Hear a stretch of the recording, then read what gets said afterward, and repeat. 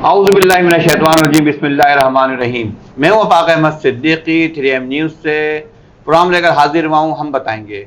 आज हम मौजूद हैं इदारा तरक्यात कराची में और हमारे साथ मौजूद हैं केडी ऑफिसर एसोसिएशन के जनरल सेक्रेटरी इमरान एजाज साहब। हम बात करेंगे इनसे केडी ऑफिसर्स एसोसिएशन के हवाले से कि ये कब मौजूद वजूद में और ऑफिसर्स के क्या मसाइल हैं, जो रिटायर्ड हैं, जो हाजिर सर्विस हैं, उनके क्या मसाइल हैं। अस्सलाम वालेकुम रहमतुल्लाहि व बरकातहू। कैसे हैं सर? खैरियत से? अल्लाह का शुक्र है। आफाक, ये हमारी एसोसिएशन जो केडी एसोसिएशन तकरीबन 1992 से वजूद में आई है और अल्हम्दुलिल्लाह इसने बड़ा मतलब ये अफसरान के लिए काम किया। सबसे पहली चीज़ तो ये थी कि हमारे जो अफसरान थे उनको प्लॉट की ज़रूरत थी। उस ज़माने में हमारी केडी ऑफिस सोसाइटी थी, उसके अंदर प्लॉट नहीं थे, तो हमारे अफसरान रिटायर भी हो रहे थे और उनको प्लॉट ही ज़ाहिर है केडी में तो एक यही चाम था कि जी केडी में नौकरी करेंगे तो प्लॉट मिलेगा, तो वो नहीं होता। तो फिर हमारे एसोसिएशन ने जो है उस ज़माने में जो हमारे पास ही जो है ये हॉक्स बेस स्कीम हमारे पास ही होती थी और ये मलीर वाली भी स्कीम हमारे पास होती थी। MD LD तो बाद में बने, पहले ये प्रोजेक्ट होते थे, केडी का हिस्सा थे प्रोजेक्ट तो वो हमने GB से करा के अपने लोगों के लिए तकरीबन उस ज़माने में हमने कोई 2200 लोगों को प्लॉट दिलाए, 240 गज के हाउस बेस स्कीम के मुख्तलिफ सेक्टर्स के अंदर। तो ये तो हमारा बहुत बड़ा काम था जो हमने उस ज़माने में अपने अफसरान के लिए किया और बहुत नॉमिनल चार्जेस पे किया। और वो भी ऐसा था कि वो मतलब अपनी तनख्वाहों से उस पैसे को कटाते हैं, उनको कुछ देना नहीं पड़ता। उन्होंने अलॉटमेंट के लिए 2000 या 2500 या 2400 रुपये दिए, उसके बाद वो महाना कटौती होती है। और आज तक मतलब ये बहुत से लोगों ने दिए भी नहीं है, कुछ दिए हैं, कुछ ने अलॉटमेंट लिए, तो अल्लाह का शुक्र है वो भी मौजूद हैं और उनको सबसे बड़ा तो बेनिफिट। फिर दूसरा ये था कि हमारे जैसे अफसरान थे उनको जो है कोई एंटरटेनमेंट के लिए हमने एक ये काम किया कि सैंसक्रिट के ऊपर हमने KPT से एक हमने प्लॉट लिया, प्लॉट लेके फिर हमने उस पर एक बहुत आलीशान सी हमने हट तामीर कराई है और फर्निश हट है। वो हमारे अफसरान जो अपनी फैमिली से ज़्यादा इंजॉय करते हैं सैंसक्रिट के बीच पे जाके, वो आज तक हमारे पास है, उसको हम फैसले। दूसरे मामला भी ऐसे थे कि जो बीच में आते रहे थे, मैंने तो आपको ये मेन बताया कि ये मेन थे।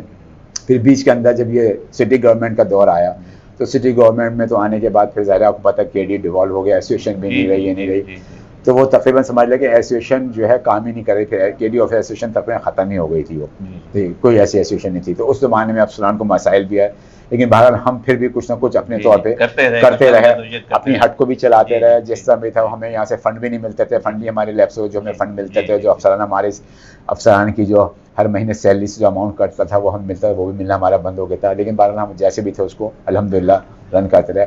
2016 के अंदर जाके दोबारा केडी रिवाइव हुआ, सिंध गवर्नमेंट ने एसोसिएशन जो है सिंध असम्बली से दोबारा रिवाइव कराया।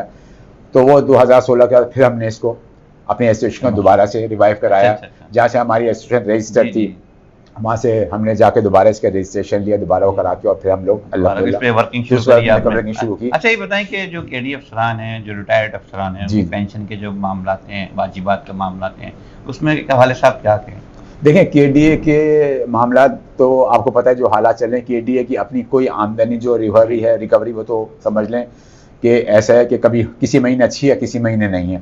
ये तो एक्चुअली पब्लिक पे डिपेंड करता है, हालात पे डिपेंड करता है, हालात जैसे चल रहे हैं वैसे चल रहा है। लेकिन एक्चुअली जो सबसे बड़ी चीज़ है वो ये ग्रांट के ऊपर 2016 के बाद जो सिंध गवर्नमेंट ने सिंध असम्बली से कराया था 20 करोड़ रुपए, 20 करोड़ रुपए कराए थे। 20 करोड़ करके फिर वो 24 हुए, फिर वो 28 करोड़ हो गए। तो अब वो हमें 28 करोड़ रुपए ही मिल रहे हैं।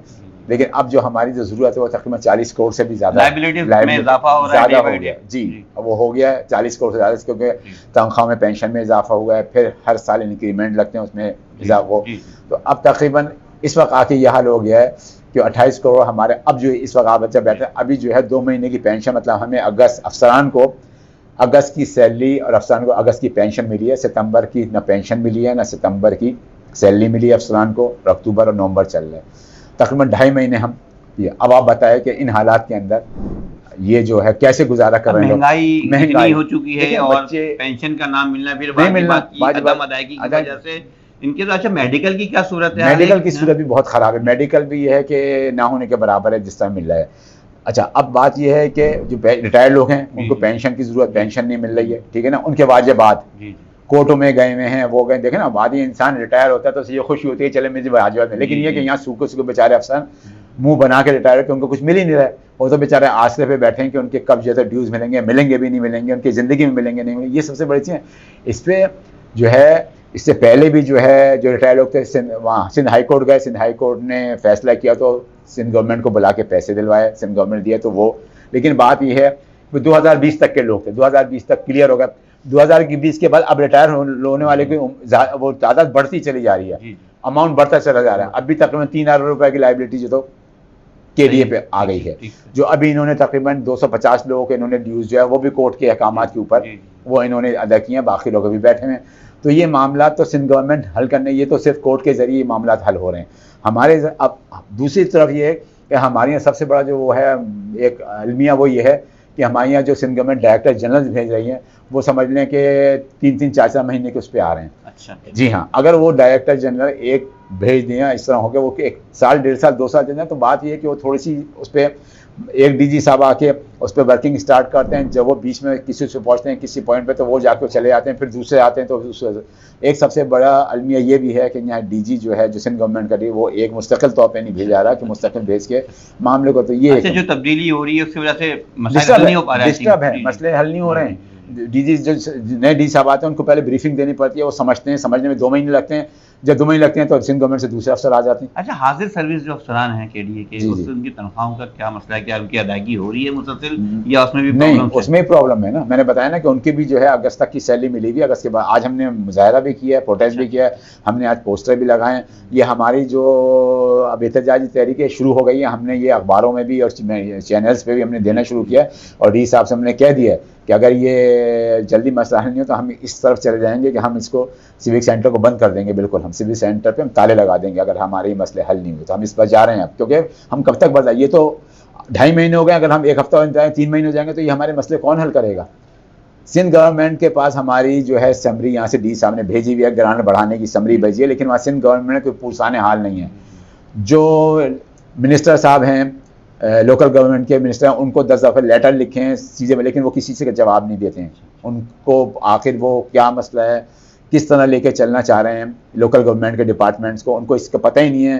केडीए एक इतना बड़ा इदारा है कराची का, कराची बनाने वाला है। देखेंगे कराची के मसले इसके अफसरान इन्होंने, लेकिन आप देखें क्या इन्होंने हाल कर दिया है, चाहे वो निगरा गवर्नमेंट हो चाहे वो दूसरी गवर्नमेंट, लेकिन कोई इस तरफ तवज्जो नहीं है कि आप मतलब केडीए को, भाई हम नहीं कहते आप हमें ग्रांट दो, नहीं दो, हमें हमारे हाल पे छोड़ दो, हमें खुद जो है तो अपने वसाइल खुद तला, हमारे हाथ पैर खोल दो, हम खुद अपने जो है चीज़ों को सेटअप कर लेंगे। पहले भी केडीए बगैर ग्रांट के आखिर जब चल ही रहा था ना, 40 साल 60 साल चलता रहा। मैं कहता फिर इंक्रीमेंट लगेंगे, कहाँ जाएगा केडीए, किसके आगे जाए, क्या करेंगे हम, किसके आगे जाके रोएंगे? हमारे लोग आखिर इस महंगाई के ज़माने में बच्चों की स्कूल की फीसेज हैं, आधे से ज़्यादा लोग जो रेंट के ऊपर रहते हैं, कब तक सर्वाइव करेंगे? ये लोग क्यों नहीं सोचते हैं? डीजी साहब इस तरफ सोच ही नहीं रहे। डी साहब को चाहिए यहाँ नहीं बैठे भाई, जाके सिंध गवर्नमेंट जाके इस केडीए का हाल बताएं कि केडीए का क्या हाल है या क्या हाल हो रहा है, तो मामला हल होगा। हाँ, अस्सलाम नाज़रीन, हमारे साथ मौजूद थे केडीए ऑफिसर एसोसिएशन के जनरल सेक्रेटरी इमरान एजाज साहब। इनका यही कहना था कि इन्होंने मुतालबा किया सिंध गवर्नमेंट से कि केडीए को की ग्रांट में इजाफा किया जाए और 40 करोड़ की जाए, क्योंकि केडीए की लाइबिलिटी में डे बाई डे इजाफा हो रहा है। जो पेंशनर्स अफसरान हैं, जो जिनके वाजिबात हैं, और जो हाजिर सर्विस से अफसरान हैं, उनकी जो तनख्वाहें हैं, उनकी अदम अदायगी की वजह से वो अफसरान काफ़ी परेशानी का शिकार हैं और इस महंगाई की पुरशोक दौर में बहुत मसाइल का शिकार हैं। इन्होंने मुतालबा किया सिंध गवर्नमेंट से और डीजी केडीए से खुदारा इनके मसाइल पर तवज्जो देकर फिलफौर हल किया जाए, ताकि हमारे अफसरान पुरसुकून ज़िंदगी गुजार सकें। इसी बात के साथ अपने मेज़बान आफाक अहमद सिद्दीकी को इजाज़त दीजिए। अस्सलाम वालेकुम रहमतुल्लाहि व बरकातुहू।